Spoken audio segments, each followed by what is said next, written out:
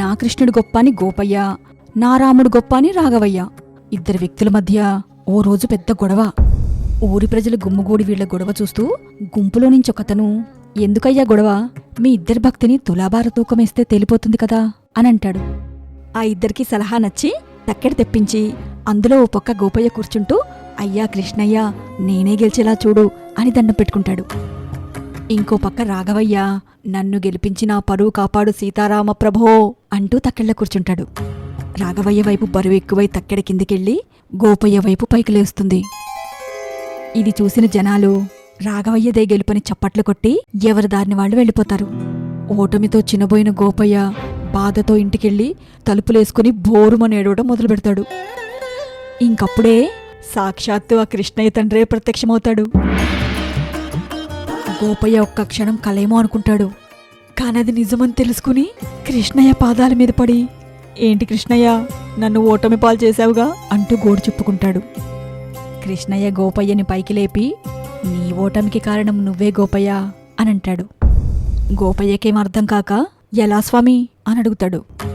అందుకు కృష్ణయ్య, తక్కెడలో కూర్చున్నప్పుడు ఇద్దరి బరువు ఎక్కువ లేక ముగ్గురు బరువు ఎక్కువ అని అడుగుతారు.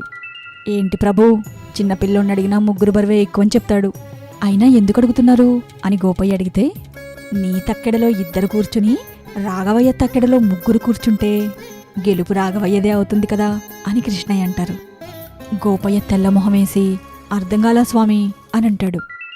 అందుకు కృష్ణయ్య చిరునవ్వుతో, నువ్వు తక్కెడలో కూర్చుని నన్ను గెలుపుంచి కృష్ణయ్య అన్నావు అంటే నీతో పాటు నేను కూర్చున్నట్టే. కానీ ఆ రాఘవయ్య తక్కెడలో కూర్చునే ముందు నా పరువు కాపాడు సీతారామ ప్రభో అంటూ కూర్చున్నాడు. అంటే అతనితో పాటు సీతారాములు కూర్చున్నట్టేగా. మనమిద్దరమే, వాళ్ళు ముగ్గురు. నన్ను కూడా రాధాకృష్ణ అని పిలిచుండొచ్చుగా. కృష్ణయ్య మాటలకి గోపయ్యకి కనువిప్పై తేడా తెలుసుకుంటాడు. భార్యాభర్తల తోడు ఎంత శక్తివంతమో, ఆ బంధం ఎంత గొప్పదో ఆ రోజు గోపయ్యకు అర్థమవుతుంది. భార్యాభర్తల బంధం ఎంతో విలువైందిరా.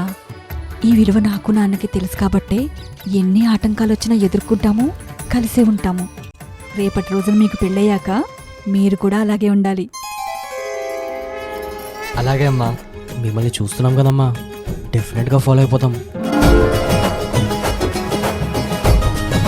మేం చేస్తున్న గోసేవలో మీరు భాగస్వాములవ్వండి. గోరక్ష జగద్రక్ష.